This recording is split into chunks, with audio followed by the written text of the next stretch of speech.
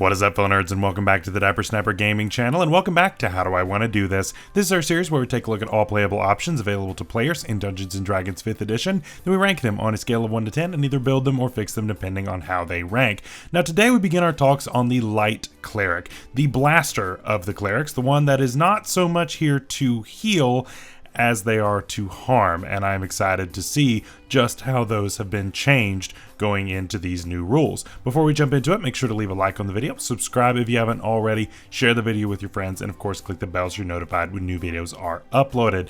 So yeah, the Light Cleric is here to deal tons of damage, usually of the fire type or the radiant type of damage, but they can do a few other things, of course. This is going to be here to deal a ton of damage and to bring justice through maybe a different method than some other clerics, especially that of the Life Cleric, like what we discussed last week. So we gave this an 8 out of 10 when we talked about it in the 2014 rules. So let's take a look at 2024 to see if it has gotten any better or have we gone backwards. So let's jump right into it. I will say that most of the changes are pretty subtle in this change. However, there are a couple of things that are definitely worth mentioning as being somewhat game changing in how this works. So we'll start with the expanded spell list, which is mostly the same actually. So Burning Hands, Fairy Fire, Scorching Ray, those are 3 that we got at, well, what used to be 1st and 3rd level, now just 3rd level because everything has moved to 3rd level. We used to get Flaming Sphere as well. We now get See Invisibility, so that is one small change. To me, it's kind of take it or leave it, so I'm not really worried too much about that. Daylight and Fireball, still the same. We used to get Guardian of Faith, now we get Arcane Eye instead. I'm okay with that. And Wall of Fire, that's still the same. Flame Strike and Scrying at 9th level, that is the same. So overall, pretty subtle changes, not ones that I think really are going to affect my overall ranking of this, so I think it's fine. I'm not too worried about that. Moving on, other features we get here at level 3. Warding Flare. This is the same name as the feature we got before and works mostly the same with one key difference. So with this feature, we get to use our reaction whenever we see a creature within 30 feet of us making an attack roll, and we get to impose disadvantage on that attack roll, wisdom modifier times per long rest. Now, the big change is that this used to only work with attacks that targeted you. They now work with anything. That's a big difference and definitely a huge buff, right? This now allows you to be a little bit more support than you are necessarily just being selfish. Makes a big difference, right? So as long as you're up in the fray, which I imagine you probably will be, you're going to be able to catch these, and that's once per turn. Now, again, the downside of this is that it is still just once per turn and one attack. So anything with multi-attack is only going to have this work on one attack, but still can be really helpful for sure. So that's a buff. We're looking good so far. Radiance of the Dawn also comes online here as our Channel Divinity option, and this one is basically exactly the same. They just changed the wording a little bit, so it's now a magic action to make an emanation, but still same difference as it was before. You make a little globe around you, you get rid of darkness, and you can deal some radiant damage of 2d10 plus your cleric level to any creatures of your choice, pending a Constitution saving throw. So yeah, basically the exact same thing as that was before. It's okay. I wouldn't say that this scales the best overall, so we're probably not going to be using this all that much.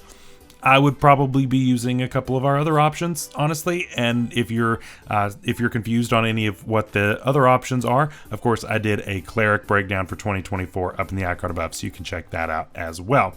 At 6th level, we get a name change actually, but it's don't get too excited. It used to be called Improved Flare. It's now Improved Warding Flare, which makes more sense seeing how Warding Flare was the original feature. So yeah, I don't know why it wasn't that before, but Warding Flare, of course, is now going to come back on a short rest, which is great, and we get to give the target of whatever the attack was temporary HP equal to 2d6 plus our wisdom modifier.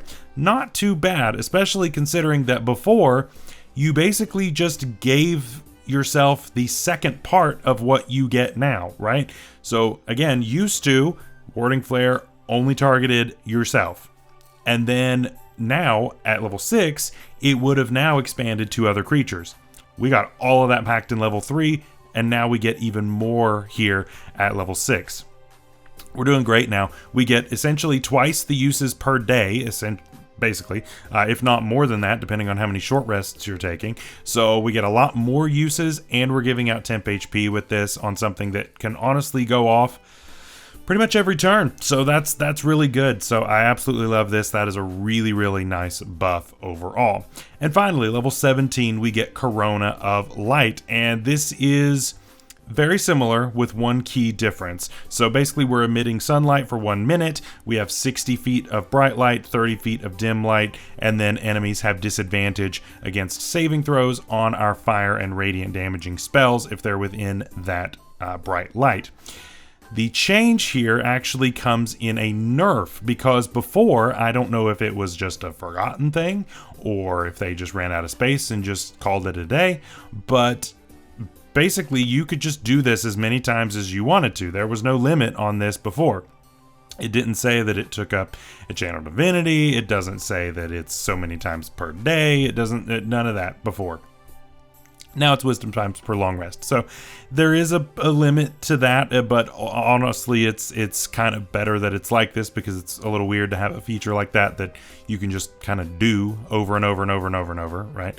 But still, that is technically a nerf, even though in practice it's probably not all that different.